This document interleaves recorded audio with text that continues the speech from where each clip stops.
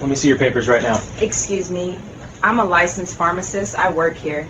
I don't care what you claim to be. Show me your identification and proof of citizenship. Officer, I'm an American citizen. I was born in Houston, Texas. This is harassment. Officer Blake Morrison thought he was doing his job. Anonymous tip: suspicious black woman working at a pharmacy, possible identity theft.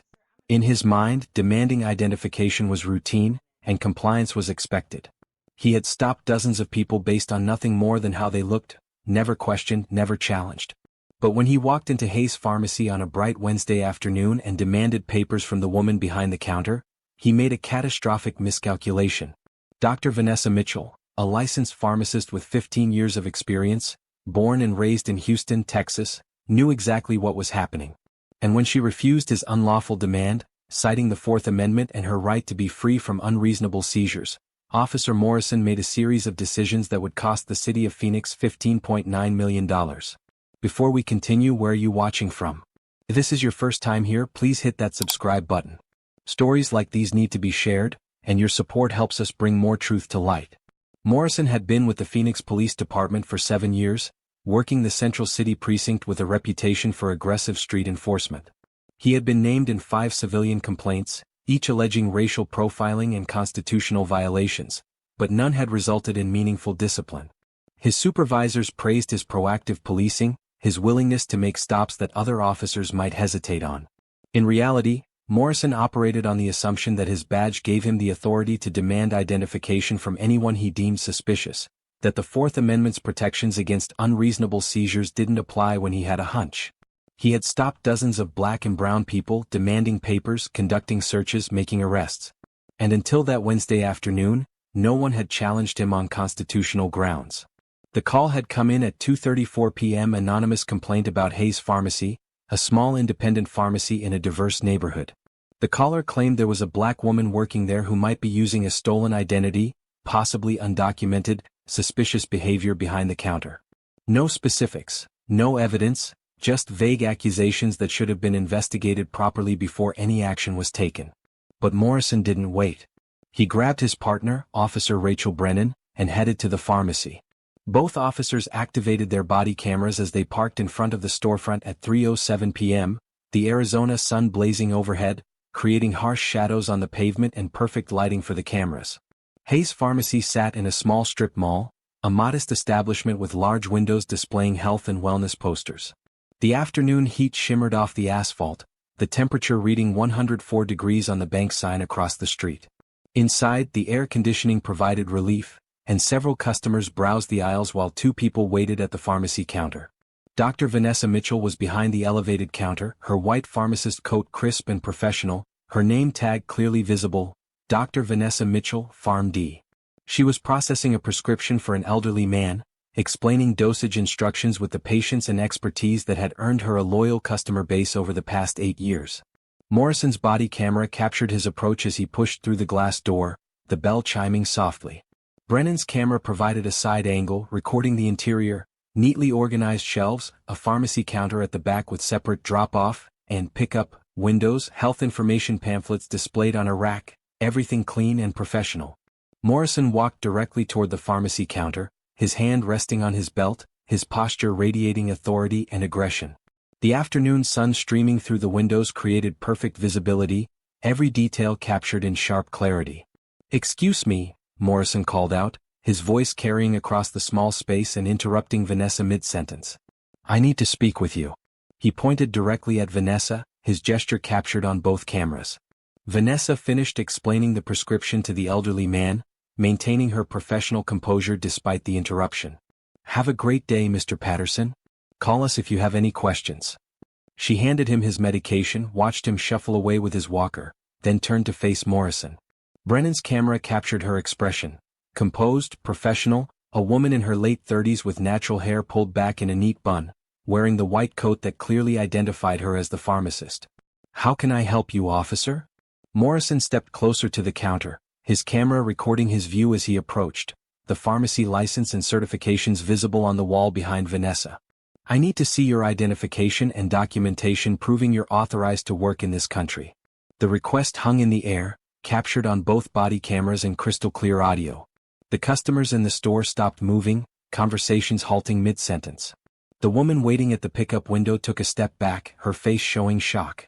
Vanessa's expression shifted from professional courtesy to confusion, then to dawning realization of what was happening. "I'm sorry, what?" "Your identification and work authorization papers," Morrison repeated, his tone suggesting this was a routine request, his voice carrying the assumption that compliance was mandatory. "We've received a report that someone at this location may be working under a false identity. I need to verify your legal status." Vanessa's hands rested on the counter, her years of dealing with difficult situations in pharmacy work helping her maintain composure even as anger began to rise. Both cameras captured her measured response, her voice steady. "Officer, I'm a licensed pharmacist. I work here. You can see my credentials on the wall behind me." She gestured to a framed pharmacy license, clearly visible in the afternoon light, showing her name, license number, and the State of Arizona Board of Pharmacy seal, along with her Doctor of Pharmacy degree from Texas Southern University. "That doesn't verify your immigration status," Morrison said dismissively, his camera recording his own hand waving away her credentials as if they meant nothing. "I need to see government-issued identification and proof of citizenship or legal residency. Now." The afternoon sunlight streaming through the windows illuminated every detail of the confrontation. Vanessa's jaw tightened, her voice remaining calm but taking on an edge of steel. "Officer, I'm an American citizen. I was born in Houston, Texas. I don't have to prove my citizenship to you without probable cause. What specific crime am I being accused of committing?" Morrison's face flushed slightly, the color change visible on Brennan's camera from the side, the bright interior lighting making every nuance clear. "You're not being accused of anything yet. This is a routine verification based on a complaint we received. If you have nothing to hide, you should have no problem showing me your papers." "Papers?" Vanessa repeated, the word carrying historical weight that any Black American would understand. "Officer, this isn't 1950s Alabama. This isn't apartheid South Africa. This is America, and the Fourth Amendment protects me from unreasonable seizures, which includes being detained and forced to produce identification without reasonable suspicion of criminal activity. Unless you can articulate a specific crime you suspect me of committing, you have no legal authority to demand my identification or my citizenship papers." Brennan shifted uncomfortably behind Morrison, her camera wavering slightly, recording her own feet shuffling on the tile floor. She recognized the constitutional issue immediately, had sat through enough training to know that demanding identification without reasonable suspicion violated the Fourth Amendment.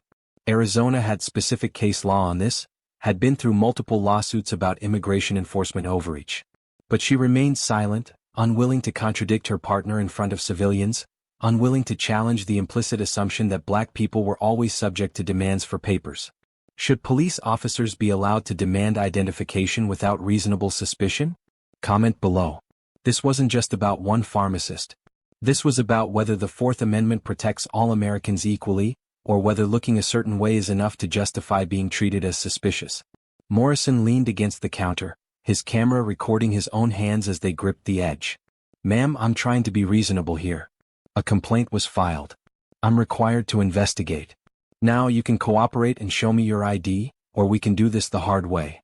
"The hard way." Vanessa's voice rose slightly, her professional composure cracking under the weight of what was happening. "Officer, what you're doing right now is racial profiling. You walked into my place of employment and immediately demanded papers without any probable cause, without any reasonable suspicion, without any legal justification whatsoever. The only thing you're basing this on is the color of my skin. That's not policing.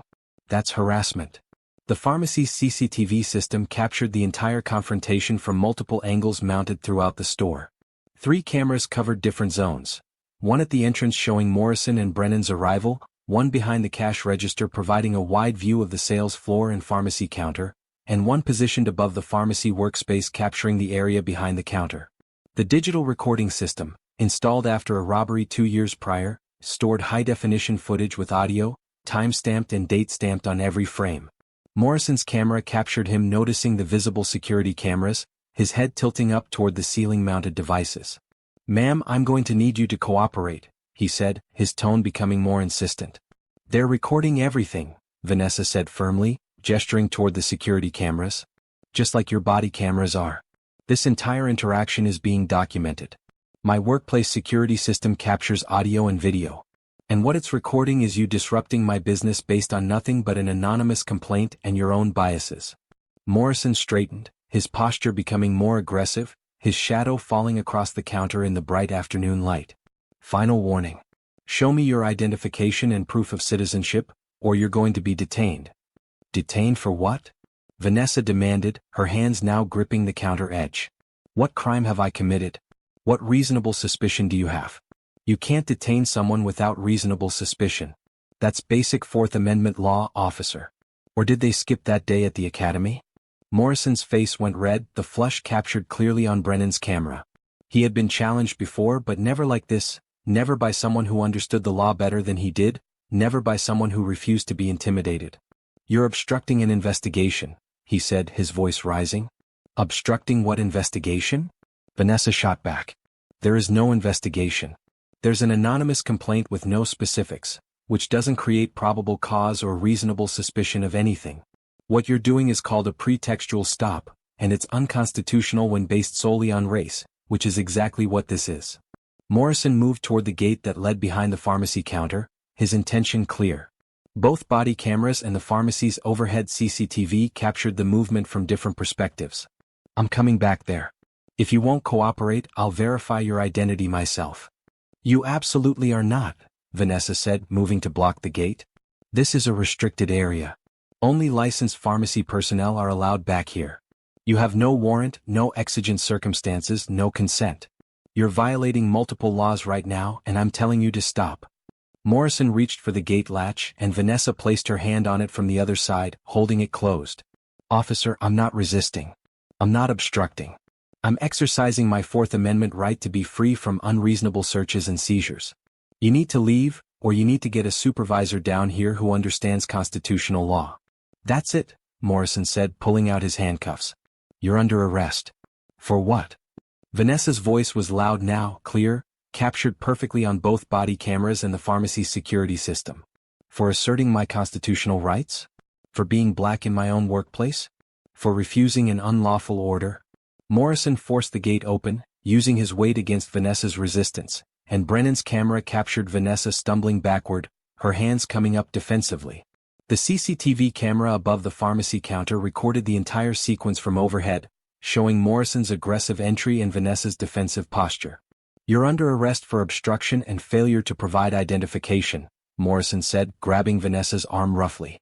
This is illegal, Vanessa said, trying to pull away, her voice shaking with a mixture of fear and fury. I'm a United States citizen. I was born in Houston, Texas. My parents were born in Texas. My grandparents were born in Texas. You have no right to do this. Morrison spun her around, pulling her arms behind her back, his body camera recording his own perspective as he snapped handcuffs around her wrists. The metallic click echoed on both audio feeds, captured with perfect clarity. The CCTV footage showed customers throughout the store frozen in shock, watching the arrest unfold. One customer near the entrance stood with her hand over her mouth.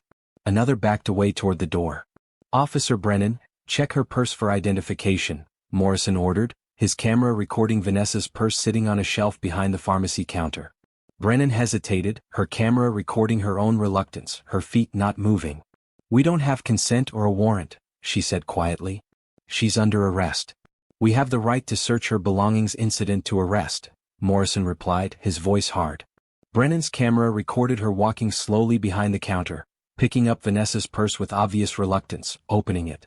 Her camera captured the contents.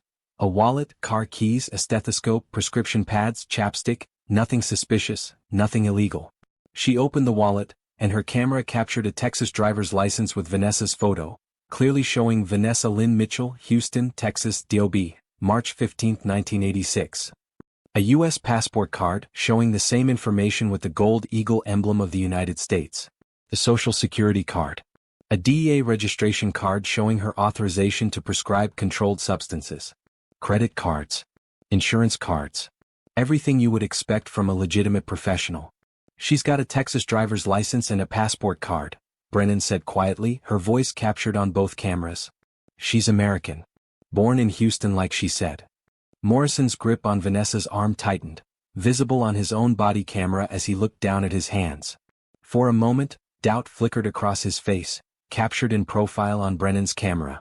He had arrested an American citizen for refusing to show papers she had no legal obligation to show. The realization was beginning to sink in. "Process her anyway," he said, his voice defensive. "She obstructed the investigation."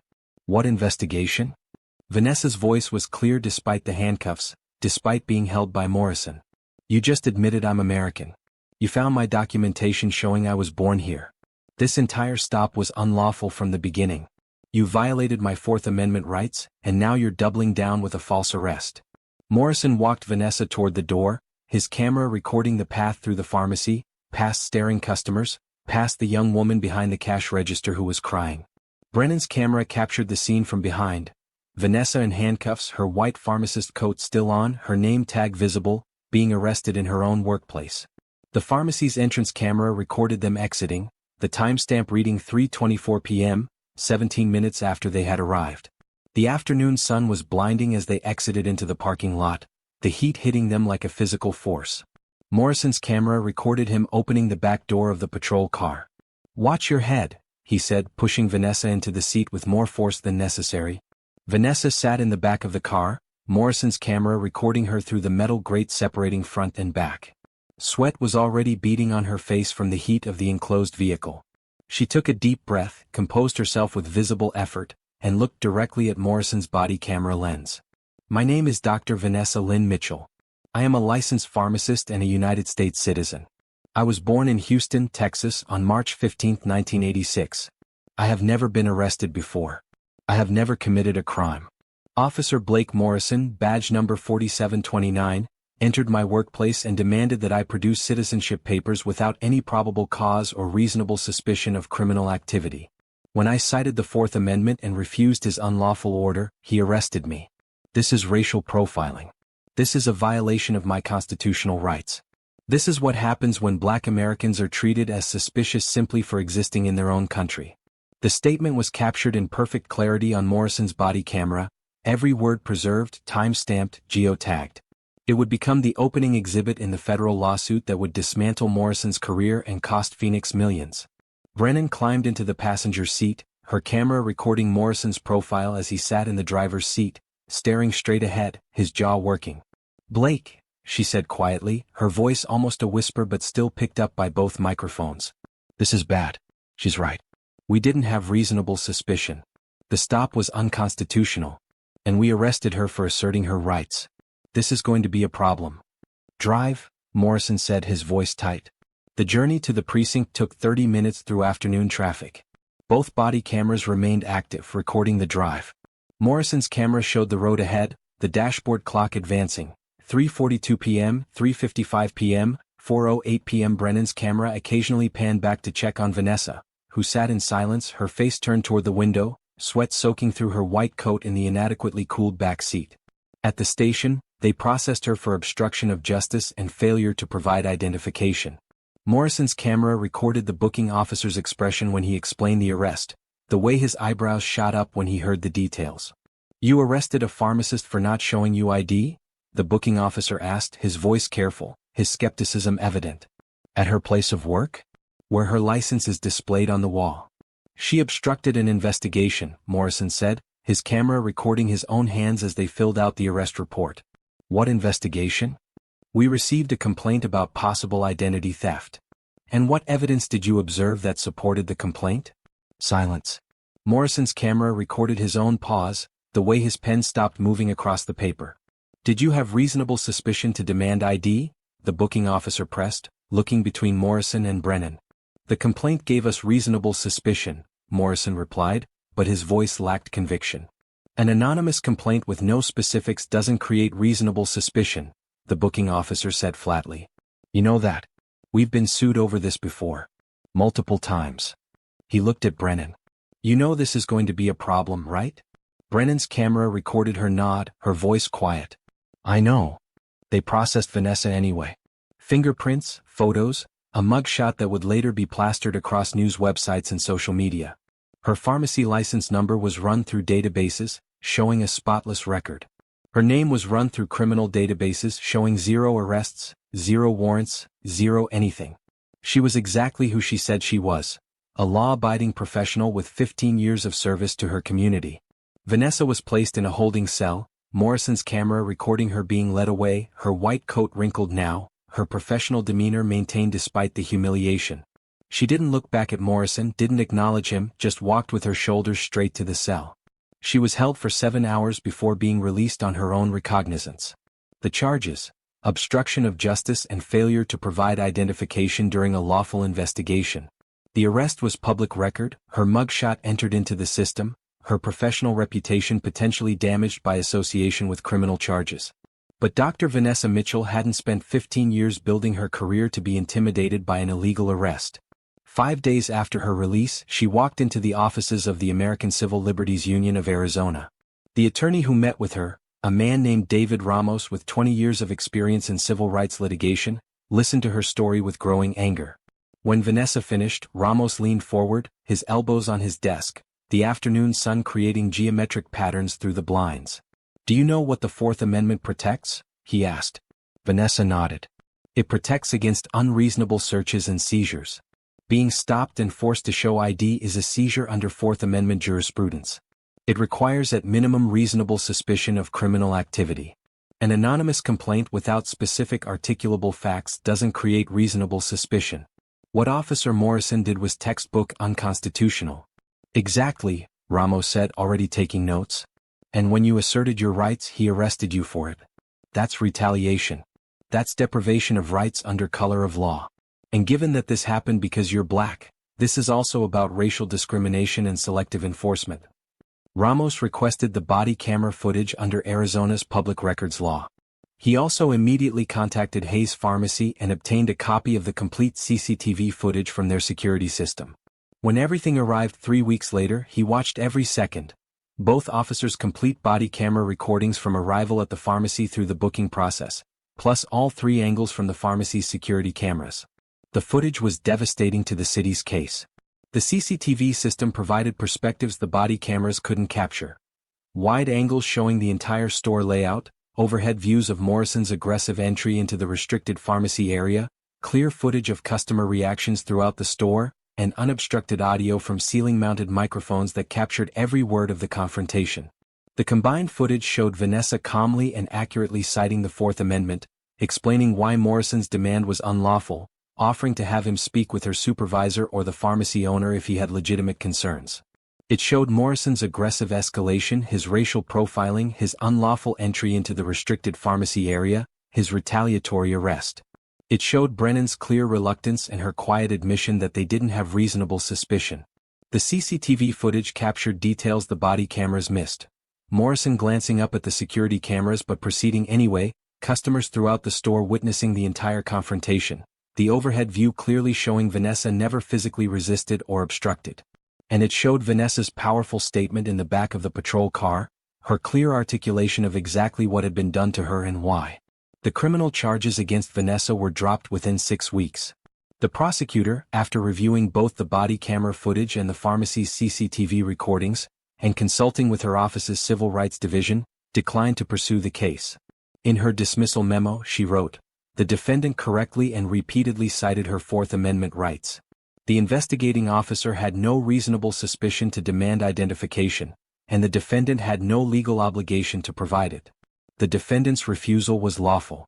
Multiple camera angles from both police body cameras and the business security system confirmed the defendant never physically resisted or obstructed the officers. The subsequent arrest appears to be retaliatory in nature and potentially motivated by racial bias. All charges are dismissed, and this office recommends the matter be referred to Internal Affairs for investigation of the arresting officer. But dismissal wasn't enough. Not remotely close. Ramos filed a federal civil rights lawsuit in the United States District Court for the District of Arizona. Dr. Vanessa Mitchell vs. City of Phoenix, Officer Blake Morrison and Officer Rachel Brennan. The complaint alleged violations of the Fourth Amendment, false arrest, malicious prosecution, unlawful seizure, retaliation for exercising constitutional rights, selective enforcement based on race, and intentional infliction of emotional distress. The city's initial response was insulting. They offered $25,000 to settle, barely enough to cover Vanessa's attorney fees, let alone compensate her for the violation and humiliation. Ramos refused immediately. "This case is going to trial," he told Vanessa during a strategy meeting in his office. We have everything we need. Body camera footage showing the entire encounter. The pharmacy's security system footage providing multiple additional angles and perspectives. Your clear knowledge of the law and assertion of your rights. Morrison's admission that you were American after he arrested you. This is about establishing that being black in America doesn't mean you forfeit your Fourth Amendment rights. That police can't demand papers from people based on skin color. That there are real consequences for constitutional violations. The case went to trial 21 months after Vanessa's arrest. The courtroom was packed every single day with civil liberties advocates, members of Phoenix's black community, pharmacy professionals who saw this as an attack on their entire profession, and national media who recognized this as a defining case about racial profiling and constitutional rights. The body camera footage was played on the trial's opening day, followed immediately by the pharmacy's CCTV recordings, setting the tone for everything that followed. The jury, 12 Arizonans of diverse backgrounds, watched multiple camera angles simultaneously on split screens. They watched Morrison walk into the pharmacy and immediately demand papers from Vanessa without any preamble or explanation. They watched Vanessa's professional response, her citation of the Fourth Amendment, her clear explanation of why his demand was unlawful. They watched Morrison's escalation, his physical entry into the restricted area, his aggressive arrest. The CCTV footage provided overhead views that made Morrison's aggression even more apparent, showed Vanessa's defensive posture clearly, captured the shock and fear on customers' faces throughout the store. They watched Brennan's hesitation and her discovery of Vanessa's American citizenship documents. They watched Vanessa's statement in the patrol car, her dignity maintained even in handcuffs. When the footage ended, you could have heard a pin drop in the courtroom. 3 jurors were visibly crying. The others looked angry, betrayed, shocked that this could happen in their city. Vanessa testified for 5 hours over 2 days. She explained her background, her education at Texas Southern University, her 15 years as a pharmacist, her service to the Phoenix community. She described the humiliation of being arrested at work, in front of her customers and colleagues, for asserting rights that every American supposedly possesses. She talked about the assumption of criminality that black professionals face every day, the exhaustion of constantly having to prove you belong.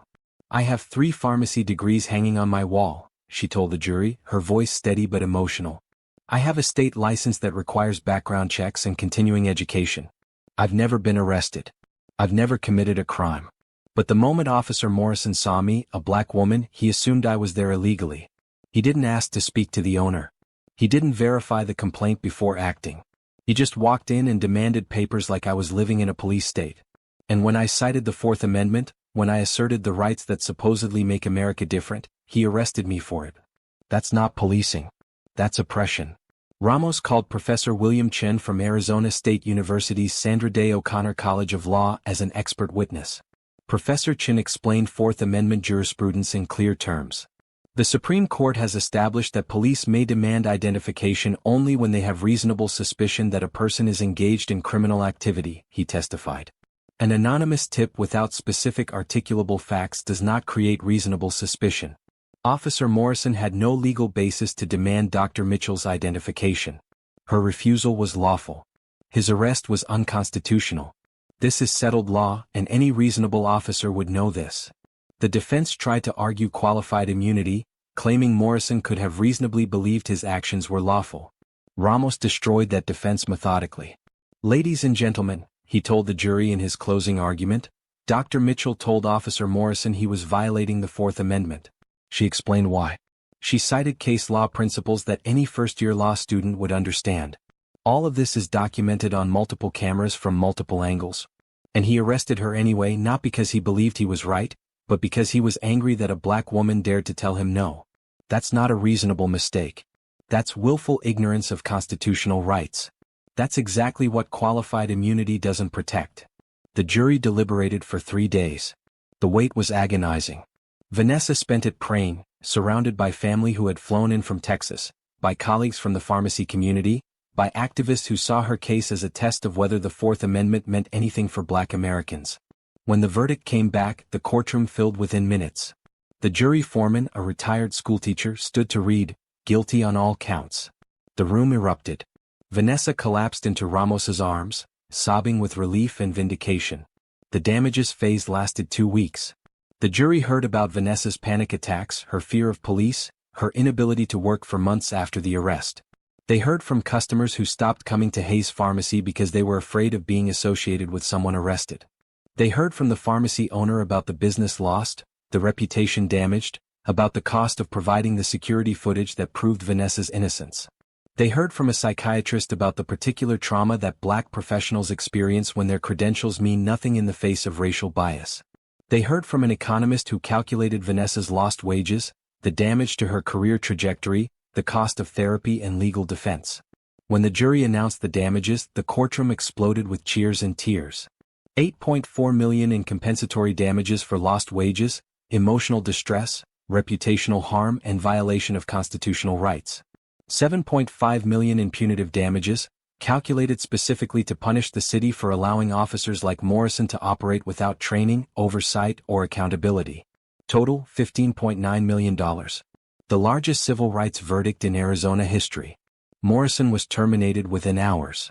Brennan received a 2-month suspension and was reassigned to desk duty permanently. The Phoenix Police Department, under pressure from the Department of Justice, announced sweeping reforms. Mandatory Fourth Amendment training with emphasis on reasonable suspicion standards, new policies prohibiting demands for identification without articulable reasonable suspicion, body camera review protocols for all arrests involving constitutional challenges, and an independent monitor to review allegations of racial profiling. Vanessa used part of her settlement to establish the Fourth Amendment Defense Fund, providing free legal representation to others subjected to unlawful demands for identification. She became a national voice on racial profiling, testifying before Congress, speaking at law schools, sharing her story with anyone who would listen. The combined body camera and CCTV footage became required viewing in police academies across the country, a stark lesson in what happens when officers let racial bias override constitutional law. The case also sparked conversations about the importance of business security systems in documenting police interactions and protecting civil rights. And in Phoenix, Dr. Vanessa Mitchell's case became a landmark, proof that the Fourth Amendment means something, that racial profiling has consequences, and that sometimes the most important thing you can say to power is simply, no. If you believe that all Americans deserve Fourth Amendment protection regardless of race, that demanding papers without cause is unconstitutional, and that standing up for your rights should be celebrated not punished, hit that subscribe button and turn on notifications. Tomorrow we have another story of courage triumphing over injustice. Because the truth, recorded on body cameras and security systems and vindicated in court, reminds us that we the people grant power to government, not the other way around.